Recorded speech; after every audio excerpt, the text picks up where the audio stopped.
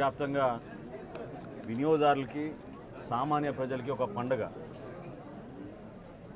ముఖ్యమంత్రి గారి ఆదేశాలతో రాష్ట్ర వ్యాప్తంగా సామాన్యులకి అందుబాటులో ఉంచడానికి కోసం మా ప్రభుత్వం తీసుకున్న అనేక సంక్షేమ పథకాలతో పాటు వినియోగదారులకి నిత్యావసర సరుకులు సరైన ధరకు అందించాలనే ఒక ప్రయత్నం ఒక 10 రోజుల నుంచి మా డిపార్ట్మెంట్ అంతా కూడా కృషి చేశారు.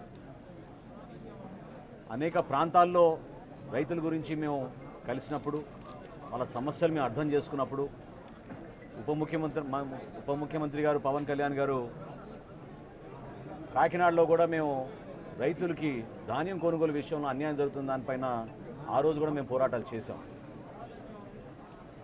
గిట్టుబాటు ధర, కనీస మద్దతు ధర అనే 2 అంశాలపైన రైతుకి ఎక్కడ అన్యాయం జరగకూడదని చెప్పి మా శాఖ నుంచి మేము గత ప్రభుత్వం సుమారు 36,000 కోట్ల రూపాయలు కార్పొరేషన్ ద్వారా రుణాలు తీసుకుని 1,650 కోట్లు బకాయిలు రైతులకు చెల్లించకుండా వెళ్ళిపోయింది. అయినా కానీ ఇంత క్లిష్ట పరిస్థితుల్లో, ఆర్థిక ఇబ్బందుల్లో గౌరవ ముఖ్యమంత్రి గారి చొరవతోటి, ఉప ముఖ్యమంత్రి గారు చూపించిన చొరవతోటి 1000 కోట్ల రూపాయలు తక్షణమే ఆర్థిక సాయం ఏదైతే రైతులు మేము చెల్లించాలో 1,600 కోట్ల నుంచి 1000 కోట్ల రూపాయలు మేము ఆల్రెడీ చెల్లించాం. ఇంకొక 600 కోట్ల రూపాయలు త్వరలోనే చెల్లించాల్సిన అవసరం ఉంది, అది కూడా చెల్లిస్తాం. అందులో భాగంగా ఒక సమీక్షా సమావేశంలో ముఖ్యమంత్రి గారు ధరల గురించి ఒక స్థిరీకరణ తీసుకురావాలనే ఆలోచన వచ్చినప్పుడు అధికారులు మీ అందరం కూడా రాష్ట్ర వ్యాప్తంగా ఉన్న రైస్ మిల్లర్స్ని, హోల్సేలర్స్ని, రీటైలర్స్ని, సప్లయర్స్ అందరిని కూడా ఆహ్వానించి ప్రజలు ఎదుర్కొంటున్న సమస్యలపైన స్పందించాల్సిన బాధ్యత సమాజంలో మీకు ఉంటుంది. ఇదో కుటుంబ సమస్యగా మీరు కూడా భావించాలి. ఎందుకంటే ప్రతిరోజు ధరలు విపరీతంగా పెరిగిపోతున్నాయి. కందిపప్పు 181 రూపాయలు కిలోకి అమ్ముతున్నారు మార్కెట్లో. సామాన్యులు పాపం చాలా ఇబ్బంది పడుతున్నారు.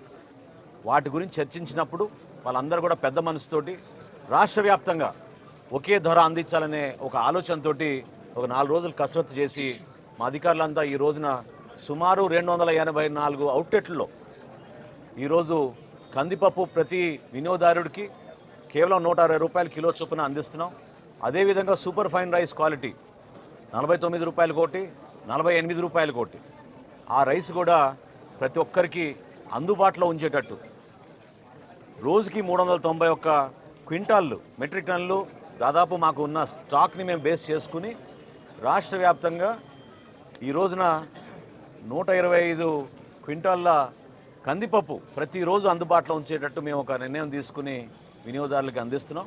వీటితో పాటు మేము రాబోయే రోజుల్లో ఖచ్చితంగా వీళ్ళందరికీ కూడా పంచదార కానివ్వండి, కందిపప్పు కానివ్వండి, రాగి కానివ్వండి, మిల్లెట్స్ కానివ్వండి, ఇవి పంపిణీ చేయాలని ఒక ప్రణాళిక సిద్ధం చేసుకుంటున్నాం. మనస్ఫూర్తిగా ఈ పండగ వాతావరణంలో ప్రతి ఒక్కరు పాల్గొనాలని గౌరవ శాసనసభ్యులు ఈరోజు ఏ విధంగా ప్రసాద్ గారు వచ్చి ఈ కార్యక్రమంలో పాల్గొన్నారు, జిల్లా యంత్రాంగం అంతా కలిసి వచ్చిందో, కలెక్టర్ గారికి వాళ్ళ సిబ్బంది అందరినీ జిల్లా యంత్రాంగానికి మనస్ఫూర్తిగా నేను ధన్యవాదాలు తెలుపుకుంటున్నాను. ఈ కార్యక్రమాల్లో పాల్గొనాల్సిన బాధ్యత మనకు ఎందుకు ఉందంటే రైతు బజారుల్లో ఈ పంపిణీ చేస్తున్నప్పుడు మనందరం కూడా ప్రజాప్రతినిధులుగా ప్రజలకి అర్థమయ్యే విధంగా, తెలిసే విధంగా అందరూ కూడా ఈ సౌకర్యాన్ని ఉపయోగించుకునే విధంగా ముందుకు రావాలి.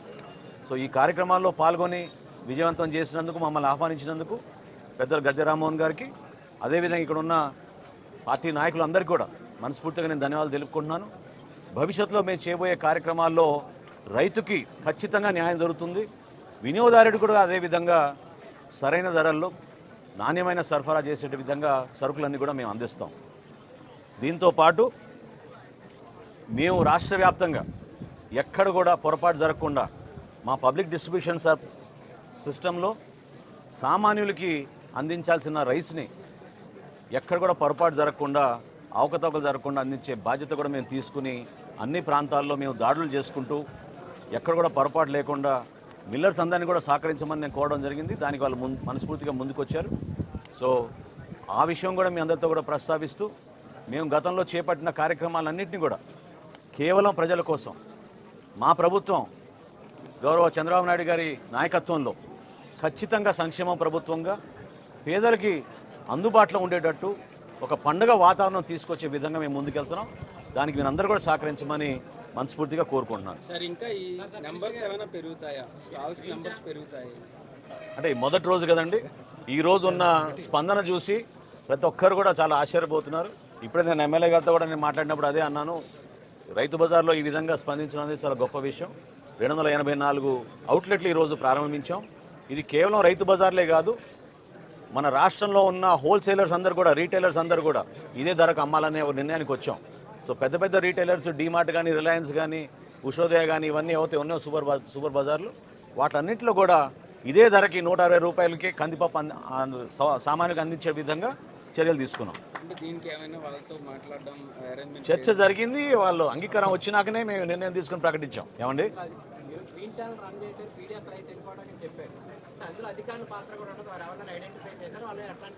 ఒక్క కాకినాడలోనే ఈ రోజు వరకు మేము 43,249 మెట్రిక్ టన్నులు బియ్యాన్ని మేము సీజ్ చేశాం. దానిపైన సమగ్రమైన ఎంక్వైరీ జరుగుతోంది. స్థానికంగా ఉన్న కలెక్టర్ గారు, జాయింట్ కలెక్టర్ గారు, మా డిఎస్ఓ, డిఎం అందరూ కూడా ప్రతిరోజు దాడులు నిర్వహిస్తూనే ఉన్నారు. 43,000 మెట్రిక్ టన్నులు ఒక కాకినాడలోనే జరిగిందంటే ఏ విధంగా రాష్ట్ర వ్యాప్తంగా వీళ్ళు గ్రీన్ ఛానల్ మెయింటైన్ చేసుకుని ముందుకెళ్లారో మీ అందరికీ తెలుసు. ఇందులో ఆశ్చర్యకరమైన విషయం ఏంటంటే కొంతమంది ఐపీఎస్ అధికారులు, నాకున్న సమాచారం ఒక 5 ఐపీఎస్ అధికారులు కూడా దీంట్లో ఇన్వాల్వ్ అయ్యారు. సో ఖచ్చితంగా దీనిపైన సమగ్రమైన విచారణ జరిపిస్తాం. ఎవరైనా సరే దీనిపైన బాధ్యత తీసుకోవాల్సిన అవసరం ఉంటుంది. కాబట్టి నిజాయితీగా పనిచేసి పేదల కోసం అందించాల్సిన ధాన్యాన్ని, బియ్యాన్ని ఏ విధంగా వీళ్ళు కొల్లగొట్టారో దానిపైన ఖచ్చితంగా మేము యాక్షన్ తీసుకుంటాం.